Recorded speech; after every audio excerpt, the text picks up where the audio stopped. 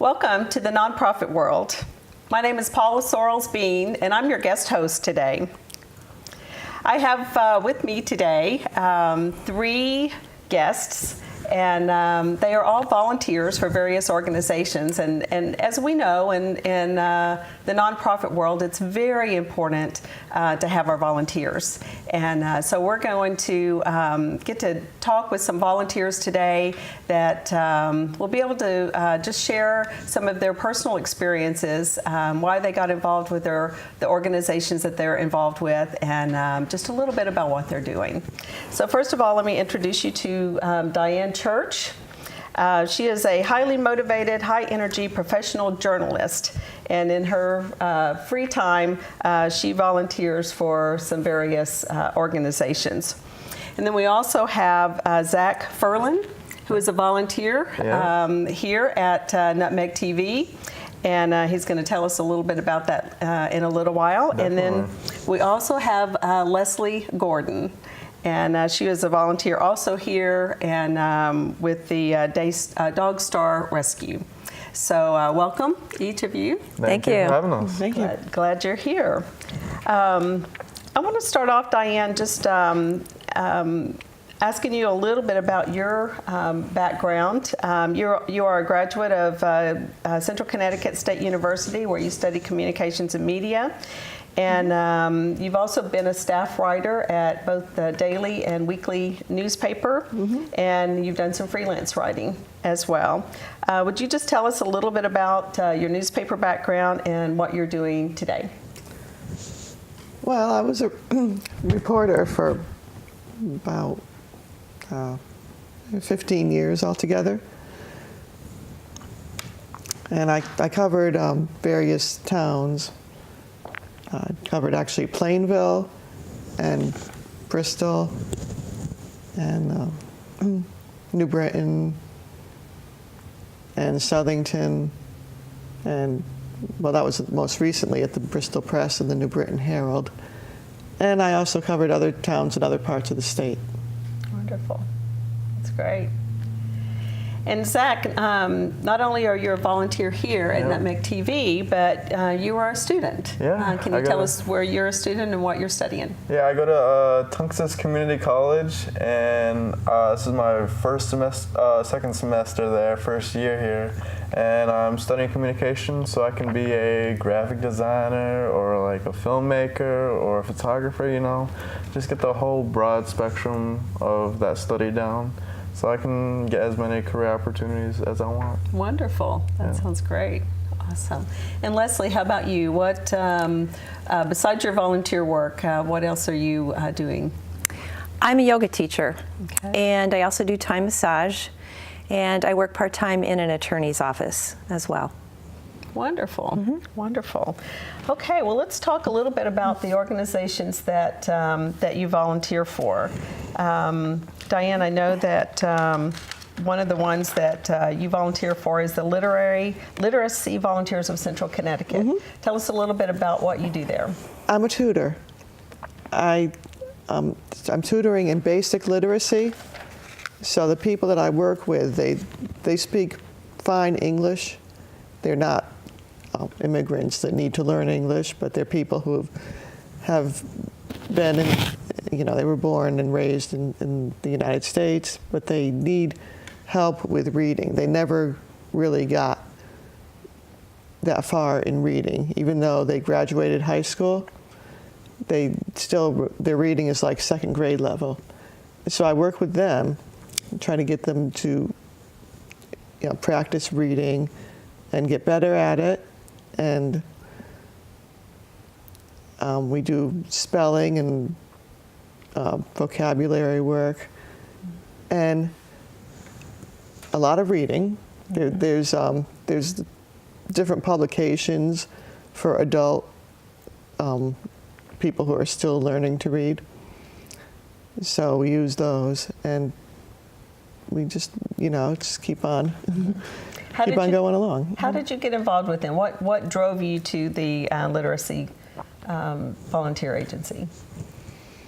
I've always loved to read, and I thought that other people should learn to read, that everyone should learn to read. So I decided to share the gift of literacy with others. And I saw it was actually, I got an email from a library, and it was right at the bottom. It said, Literacy Volunteers is now looking for tutors. So I signed up. Wonderful, wonderful. You also have recently been an office assistant at the Urban League of Greater Hartford. Can you tell us a little bit about what the Urban League does and what you do there? Okay. Well, the branch that I was working in, I know they also provide jobs and help people to find jobs and provide training and things like that. But I was in the housing department, and what they do there is they give classes for people who want to buy a house. There's an 8-hour class that's held on Saturdays, and that's like the first step. People go to that class, and they learn a lot about the ins and outs of buying a house and getting a mortgage and all those sort of things that are good to know when you buy a house, such as, about getting an inspection. Right. And so after that, then if they go on and they talk one-on-one with a housing counselor, and then after that, they might go out and start looking at houses. And if they find one, they go to the pre-closing class. That's a 3-hour class, and it's in the evenings. And there they learn more, about the closing process.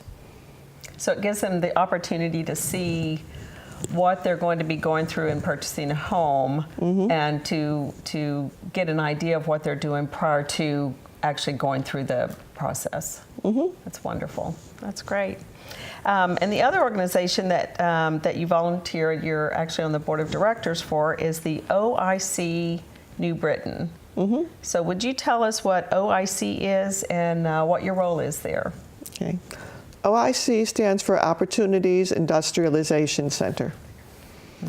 It was started in Philadelphia by Reverend Leon Sullivan, who wanted to help low-income people, mostly people of color, better themselves. And so what they do is there's various training programs, and they also concentrate a lot now on middle school and high school students. They have after-school programs for them, character development. Wonderful. And that's good because it helps them, figure out what they want to do in life, and it keeps them off the streets. Wonderful. Wonderful. That's great. And Zach. Yes. You are a volunteer here at Nutmeg TV. Yeah. So what brought you here to Nutmeg? How did you get involved here? Well, based on, what career path I want and my interest in, film and TV and stuff, one day I was reading the newspaper and I saw an article that said free classes at Nutmeg, and I was like, you know what, Dad, let's do it together. So we went up, we signed up, we took the classes, and here I am. Here you are. Volunteering for almost a year now, and I'm very satisfied with what I've done here, and how I've become better at my craft. So tell me about the class that you took. So there's 3 classes here that they provide. There's an editing class, which teaches you the basics of Premiere and also how to edit shows that you shoot either in here or off-site. And then there's the next class is a field production class. So they bring you in here and they teach you all about how to construct and deconstruct a tripod and a camera. And they show you how to set the white balance, how to get the right focus, and how to get better shots, pretty much. And then the third class is in here in studio. We learn how to use these cameras, how to set up sets like this, and how to be directors or camera operators or audio. and they teach you all that's in the studio. So what part of that, or which task that you do here do you like best? I like to do camera operating a lot, especially for one of the shows here is they have a music show, and I'm always in here doing some fancy dynamic shots, so you know, give some emphasis and some emotion to, you know, the musicians playing their music, and I think that's great. Well, I'll say that as you were setting everything up for today, I was very impressed. You seem to know your way around and be able to get the things out that to get everything started. So yeah, I try and be efficient here. Very you know, good job. Don't waste people's time. Very good job. All right, and let me say too that we want to wish Zach a very happy birthday today. Yeah. It's his birthday, so happy birthday, Zach. Thank you very much. Yeah, happy birthday. Leslie, so you're a volunteer here also at Nutmeg. I am. So- I'm a new volunteer at Nutmeg. However, I did work at the West Hartford Public Access Station for a long time because in what I call my former life before kids, I had a TV show there. I used to work for the Noah Webster House, which is a nonprofit in Connecticut, and I was the volunteer coordinator, but I also coordinated all the public programs there. So we had a TV show as part of our outreach, and I did that. So I have way back experience that is slowly dripping back into my brain. But I look forward to, you know, being at this station. It's close to my home. It's filled with wonderful people. And I feel like at this time in my life, it's a new skill set that I'm really enjoying. It's not like work. You know, like a lot of the things that I do in my life now are work.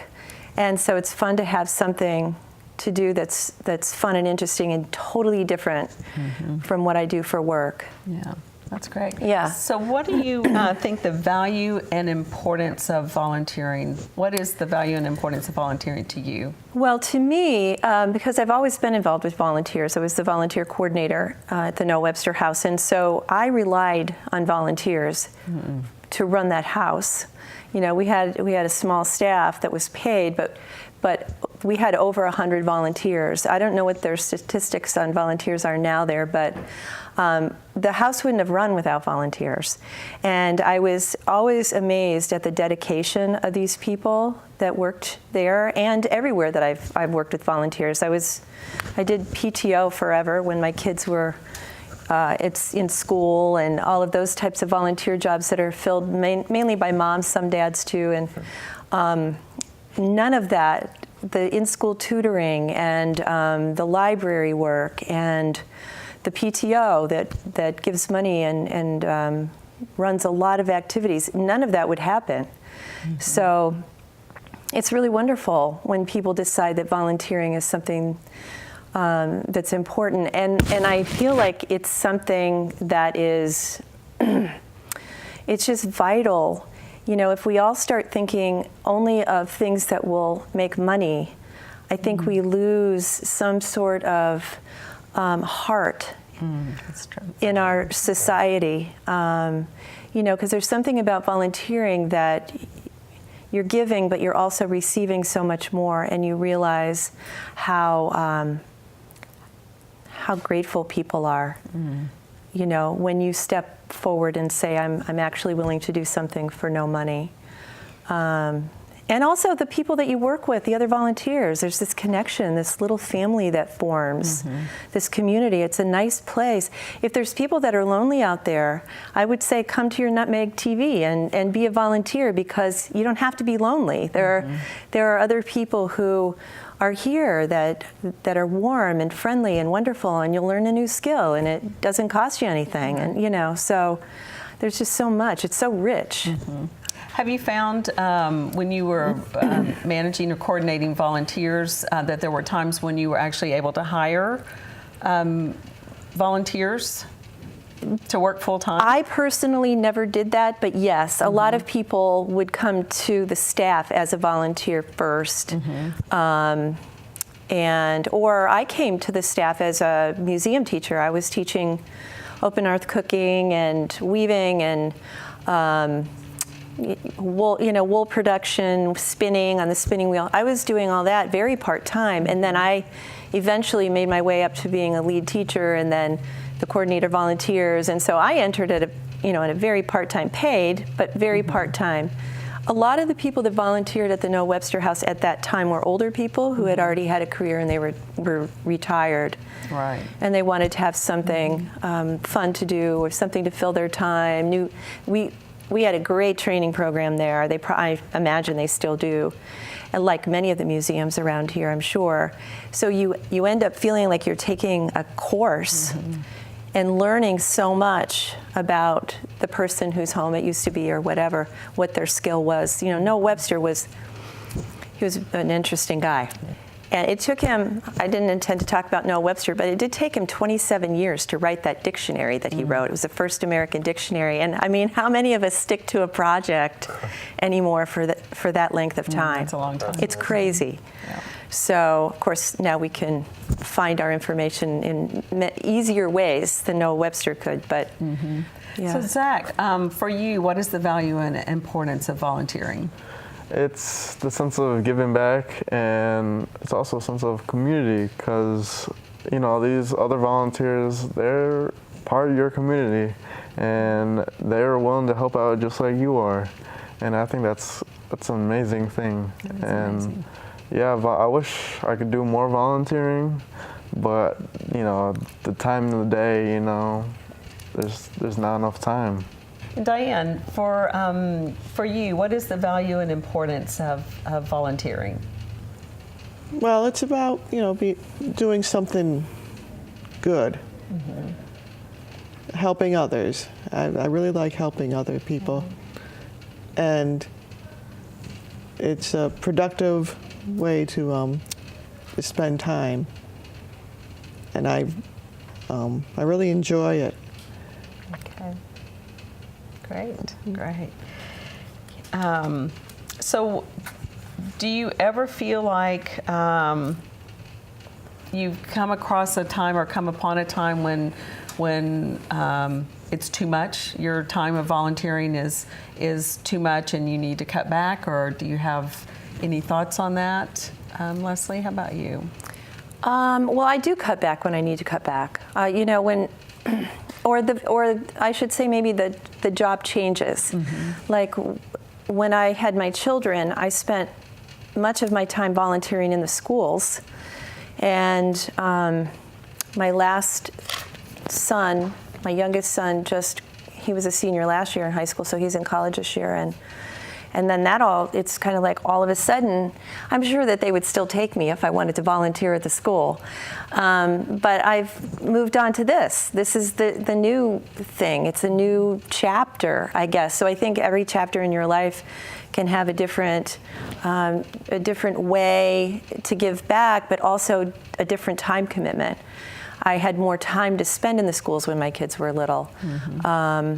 And now I'm focusing more on work a little bit, so I have less time to volunteer. But part of my motive for volunteering here was to make myself find the time again to volunteer, to sign up for something that took a chunk of my time. And I have to say, when I was driving over here, it was one of the first times in a long time that I actually was joyful about driving somewhere, because usually I'm driving to work, which I love my work, but I'm still driving to work. It's like someplace I have to be. And here I signed up for this kind of on a whim this week to come and volunteer for this show, and I was really looking forward to being here and being here and learning something new and different. So. So Leslie, have you volunteered for shows here before? This is the first, believe it or not, the first day that this was my very first, premier volunteer experience here at Nutmeg TV. I did the classes that Zach said, so I was here for those, and I signed up today so I could learn about the shows and how to. I didn't know what I was going to do. I figured I'd show up and find out when I got here. I'm also involved in another organization called Dog Star Rescue. I'm a volunteer for them. What I've done with them is they will come to the yoga studio where I work and bring all the materials they need to make dog beds.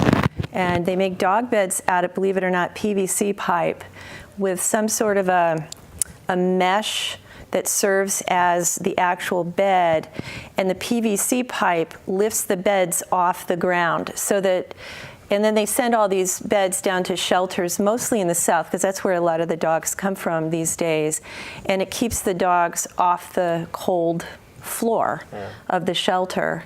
And so we've made many, many, many, many dog beds for Dogstar, and that is a blast. It really is, because everybody that comes loves animals, and some people bring their dogs, and we crank out these dog beds, and we know we're doing something good because we all adore these creatures. So anyway, that'd be fun to do for a show sometime, and I think I will.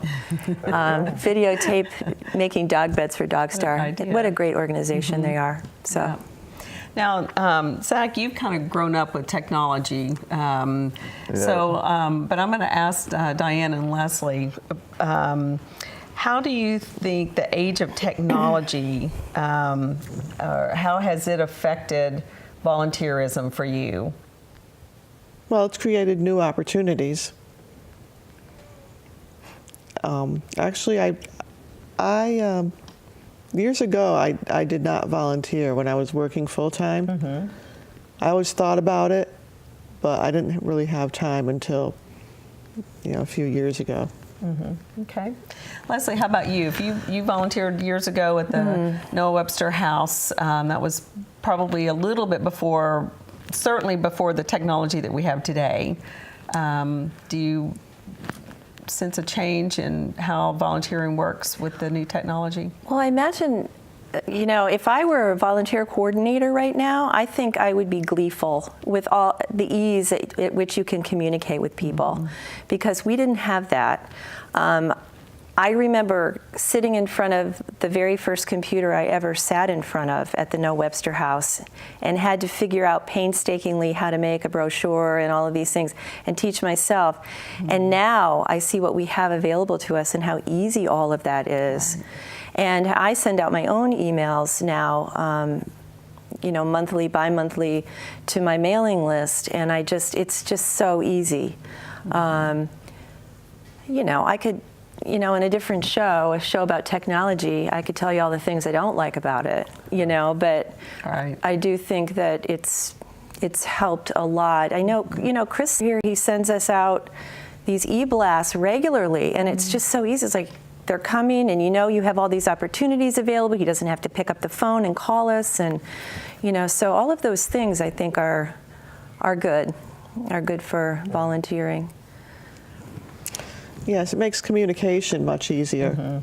I actually, several years ago, I forgot, I used to volunteer to do a newsletter for a religious group, and we used to do that, and it took a while. You had to learn, the software and lay out the newsletter, but that was a good experience. And also at the Urban League, I did use the computer at certain times. I got very good at Excel. Had to use that one a lot. Yeah, so I'm grateful that I got that experience. I could put it on my resume. Yeah, it does. The technology today does make it a lot easier. There are times, Leslie, as I think you were alluding to, that it is a challenge. But when we have the opportunity to do things on Excel, we've got databases, we've got all kinds of things where we can enter in data and be able to get back reports that we want, and then also to be able to contact people easily. That's, I think, one of the key things is to have almost immediate access to contacting people. So that's really good. So, Diane, do you ever feel like you're volunteering, like it's overwhelming, or it's just too much at the time? Yeah, actually, sometimes it is. You have to pace yourself.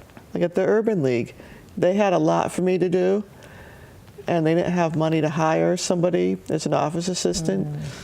So I was there a lot, and I just kind of got so involved with that, and I was putting off job searching, and so I kind of pulled back from that now, and I'm not really sure what the status of the housing program is, because one woman retired and they couldn't replace her.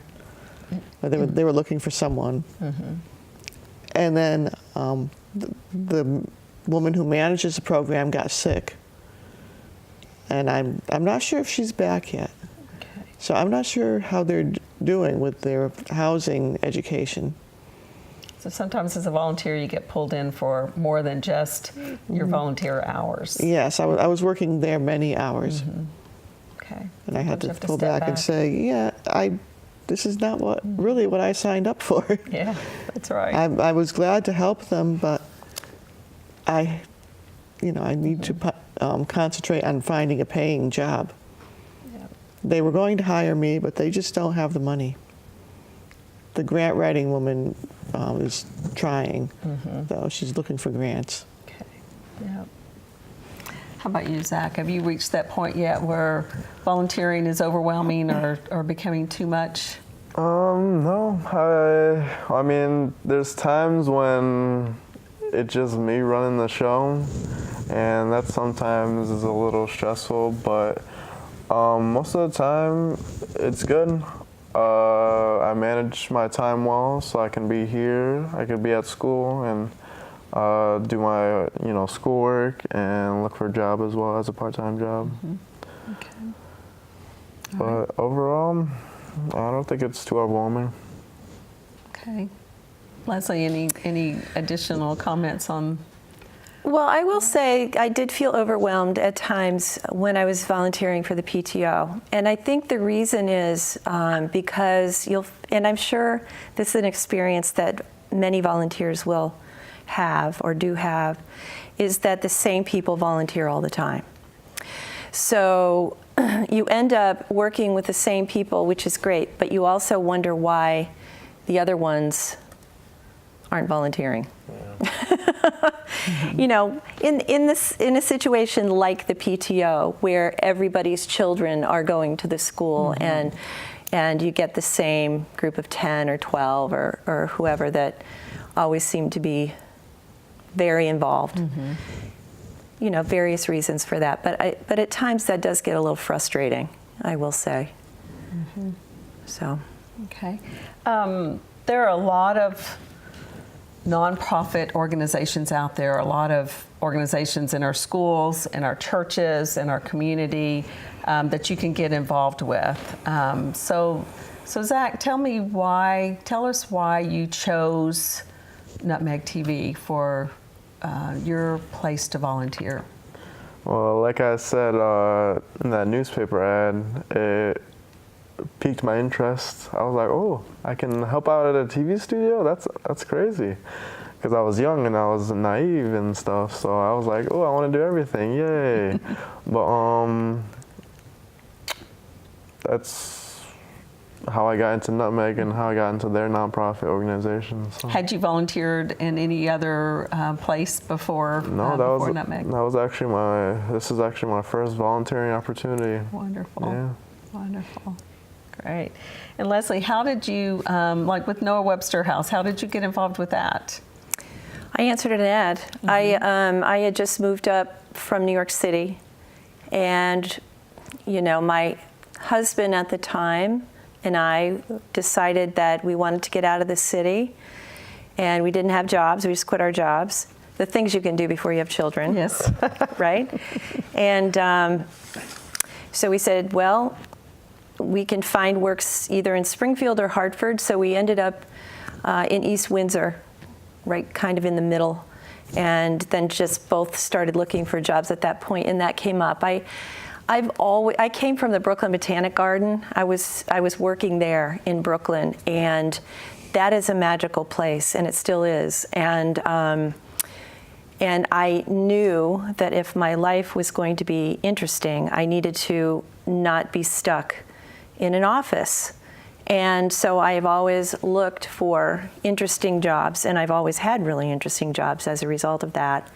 And so that's kind of how I ended up Great. there. Okay. And Diane, you told us how you got involved with the literacy volunteers because you love to read. But what drove you to the Urban League and to the OIC New Britain? Well, it just happens to meeting certain people.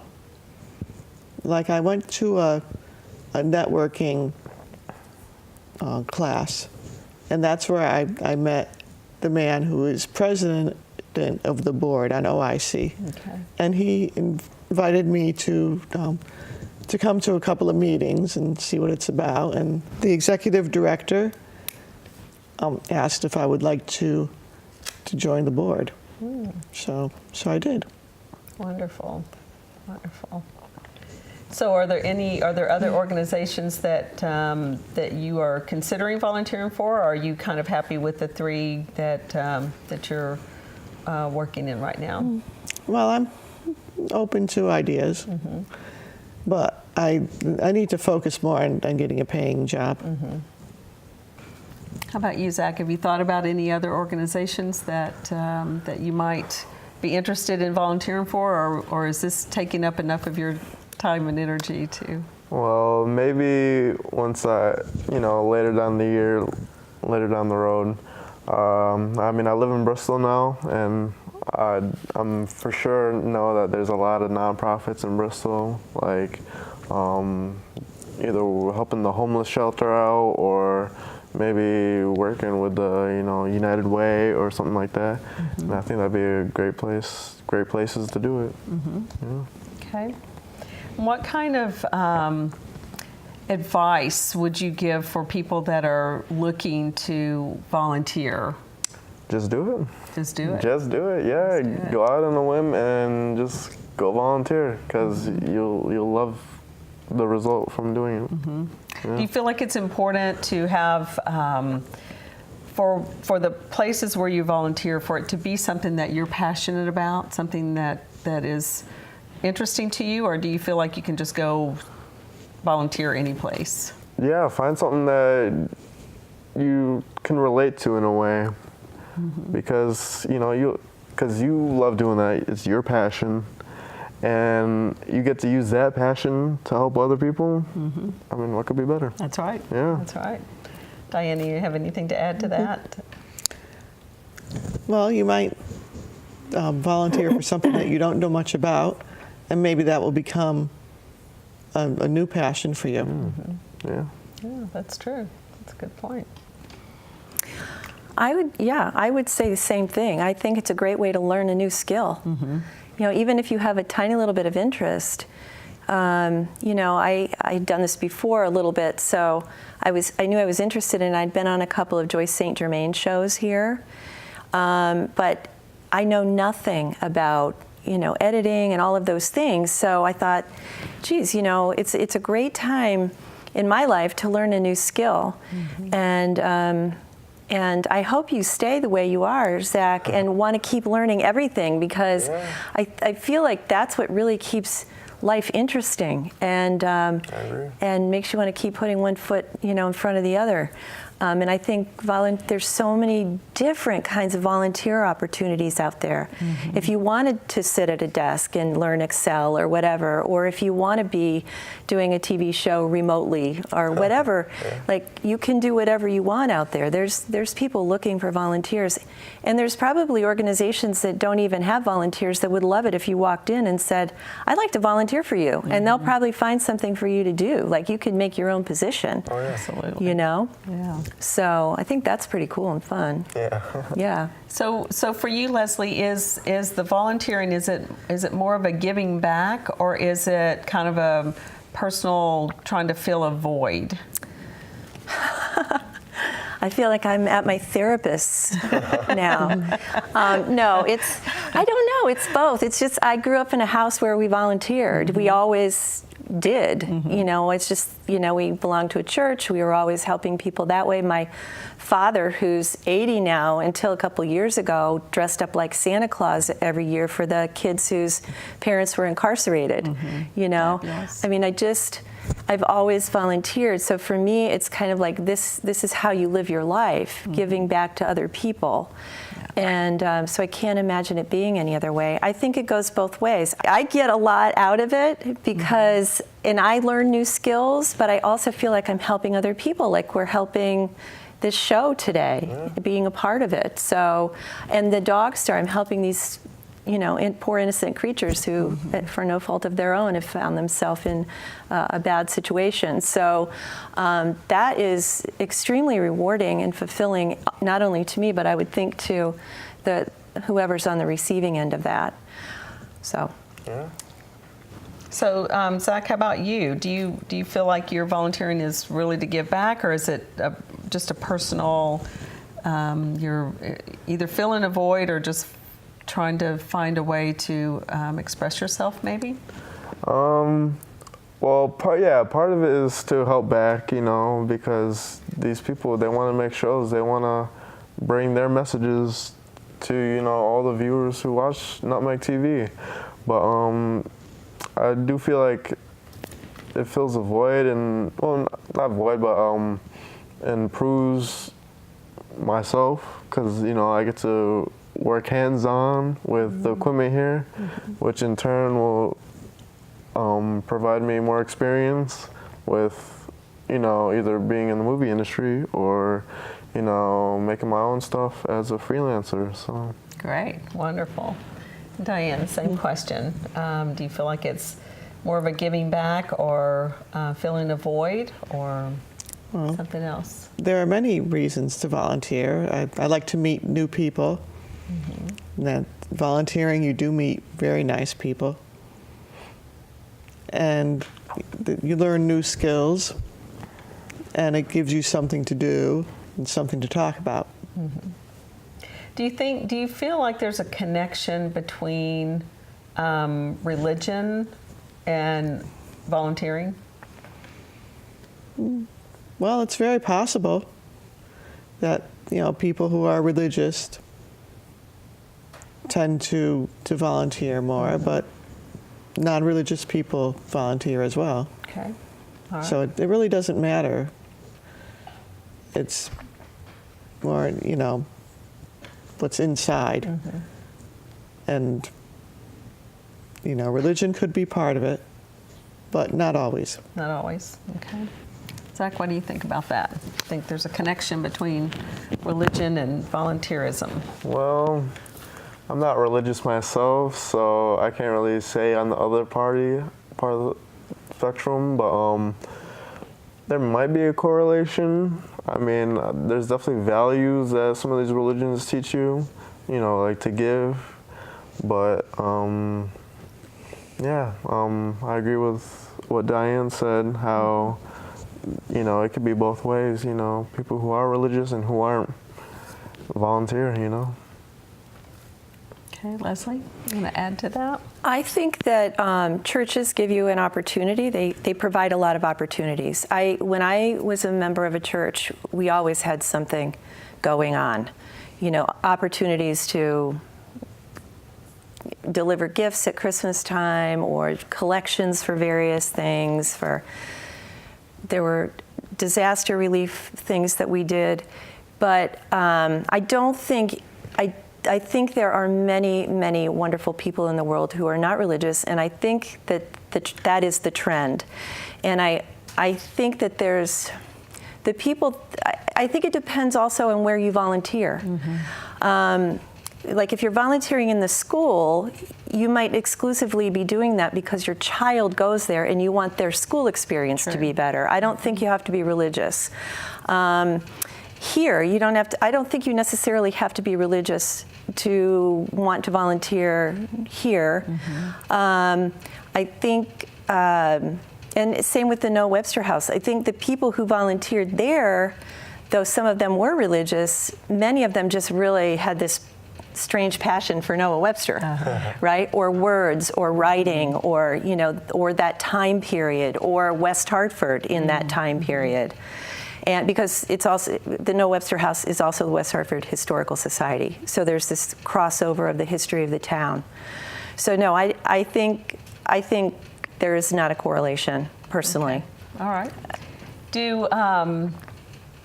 How do you feel that what role do you feel gender plays in volunteering? Do you think there are more opportunities for women to volunteer or men to volunteer, or you think there's places where there are definitely more women volunteering for certain things than men? What are your comments on that? Well, when I was volunteering in this school, it was mostly women, because of the time that we needed volunteers. Most of the men were off at work. Women were many women were working, but there were a lot of stay-at-home mom type people, or women with very flexible schedules, because I found that women got very creative once they had children with how they made money, when they made money, because the caregiving tended to go to the woman most. I don't want to sound like I'm living on Little House in the Prairie, but there still is this role that women play with children. And so they were the available and ready volunteers. I think that there are lots of opportunities for men. There's still the Boy Scouts, even though I know there's a lot of mothers that do leading now, but there's a lot of men in those roles. I was also a volunteer at the Roaring Brook Nature Center. There are a lot of men who volunteered at the Roaring Brook Nature Center. So I think it really depends on where you are in the time of the day that volunteers are needed. Okay. Zach, what's your take on that? Well, honestly, I believe gender is a very complicated subject now with everything going on and all these, different types of genders. But I do agree with what Leslie said, how it depends on, where these individuals work, how busy they are, what's their responsibilities they have, as like a caregiver or like a homeowner or maybe even like a CEO of a business. And I don't think gender really defines who volunteers more or not. Okay. Diane, in the organizations that you are a part of, do you see any relationship with gender? I mean, as far as are there more women, more men, or is it about equal? Well, at literacy volunteers, women definitely outnumber men. Most of the tutors are women over 50. And at the Urban League, there were men and women volunteering there. And at OIC, there are a lot of volunteers there as well. I haven't seen a lot of them, but they seem to be mostly female. Okay. All right. Because they want, the word, like Leslie said, they're doing it because of their children. They want to be sure that their children have a good experience.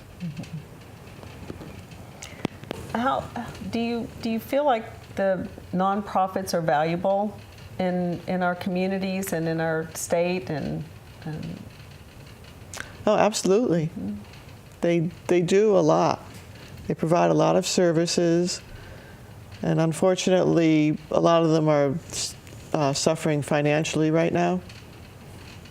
So, they need volunteers. Yeah, and that's one of the things that we try to do here at the nonprofit world is help people to understand what different nonprofit organizations do, and how people can get involved with them, and how they can help financially and otherwise. Yeah.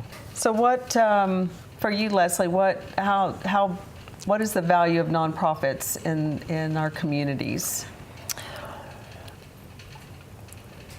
I feel like the world would be a very different place if there weren't any nonprofit organizations. I feel like they're kind of the heart and soul of our communities. I feel very badly about the funding issues around nonprofits. I remember many times not having enough money to do what I really wanted to do at the Noah Webster House, and any time I wanted to do anything extra, I paid for it myself because I really wanted to do it. Yet I could go downtown, this is before I had children, and go to happy hour with my husband who worked for a corporation, and there was more spent on happy hour by the corporation than I had in my budget at the Noah Webster House. And I always felt like there was something wrong with that, and I still think that there's something wrong with that. I'm not sure that that will ever change in the way we've set up our economy. I think there has to be some dire circumstances before any of that will change, unfortunately. And so I feel like the nonprofits are like, almost like the mothers who put their arms around people and animals and do the good and deep and spiritual and solid work that needs to be done so that we can survive on this planet. Right. I mean, I don't want to sound like, I do want to sound like that, I guess. I mean, it's important, and nonprofits are important. I agree. Yeah, so I'm pretty passionate about them. I agree.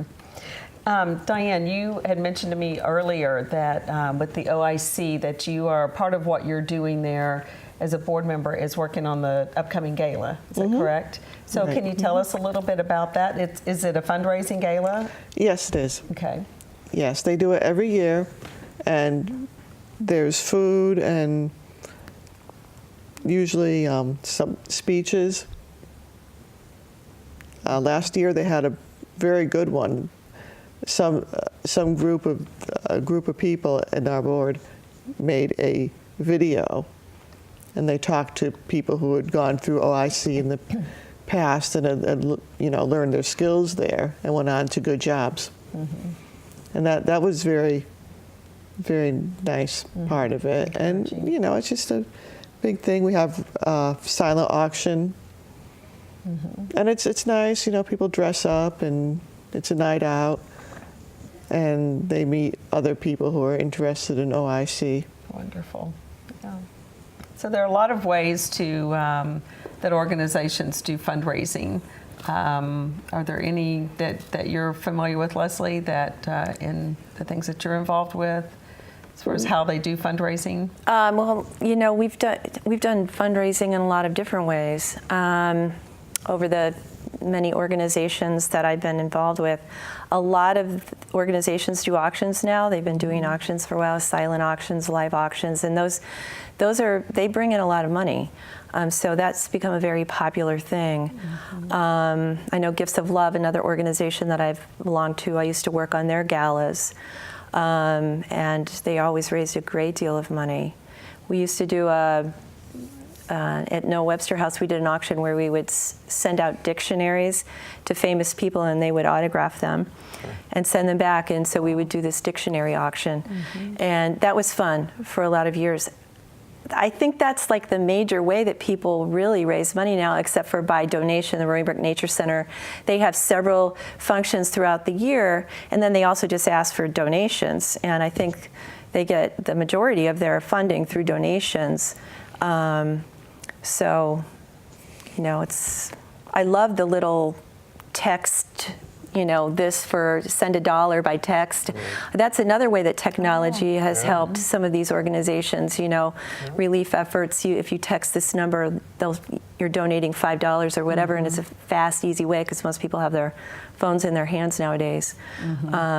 So I think that's a wonderful use of technology. Going back to that original question, but also the fundraising piece. Right. Yeah, a lot of organizations use different online features to raise money as well today. So there's a good number of organizations that are doing that. Any specific comments or anything that you might want to offer to people that are thinking about volunteering, that are looking at different organizations to volunteer for? Any comments that you might want to add to help someone, encourage someone to get involved? Well, they should do it. I think everyone should volunteer. And there's, let's see, when I was working, I never did because I had a crazy schedule. But, now that I've done it, I'm really, I've learned a lot about volunteering, and it's just something that, you can find something that fits into your schedule if you can do that, and something that you're interested in. Maybe it's only a couple hours a week, but it's something you can do. Okay. Zach, how about you? Yeah, there's a lot of places you can find to see what volunteer opportunities are in the local. You can use your search engines like Bing, Google, etc. So just type in volunteering or volunteering opportunities, and definitely there'll be lists and lists that pop up. Just go on your phone, your tablet, your computer, whatever you can, and you'll find it there. Great. Yeah. Wonderful. Great. And Leslie, you have any comments for the people watching? Well, I guess I would say find something that you either want to learn or you think you would enjoy, and don't feel like you have to volunteer 15 hours a week. If you can only volunteer even like once a quarter or something like that, start, get your feet wet, decide if you want to do more, and once you get inside an organization, you can really see what else there is. Sometimes it's hard to see when you're looking from the outside or just answering an ad. You get in here and you realize, oh, there's so much more that I can do here, right? And then also something just popped into my head. There's lots of vacations you can take nowadays that are volunteer vacations. And so if you feel like just going and sitting at the spa for a week isn't fulfilling enough for you, there's lots of opportunities for volunteering in places where they need help with dental clinics or you name it. Yes, that's true. And I think a lot of people do find those through their churches, but if you type in your browser volunteer vacations, a lot of things will come up, and they, of course, are going to cost you money to get there, and maybe partly whatever you pay is part of the contribution for the trip, for what they need for the trip. But I've gone on work trips before through church organizations. I've never done one on my own, but it's something definitely I would love to look into, because I feel like it would give you time to really sink in, and almost like an immersion with other people, and talk about community. I mean, when you spend a week with people, you get to know them. That's right. And they become maybe lifelong friends, lifelong connections, whatever. So. Great, wonderful. Well, there you have it. We have three fabulous volunteers here, Diane and Zach and Leslie. And I thank you all for being here today. There are so many ways that we can volunteer and make good use of our time. And I agree with Diane that everyone should volunteer to find that organization that that has something that you're passionate about and that you want to know more about. So thank you for joining us today. We hope you've enjoyed our program.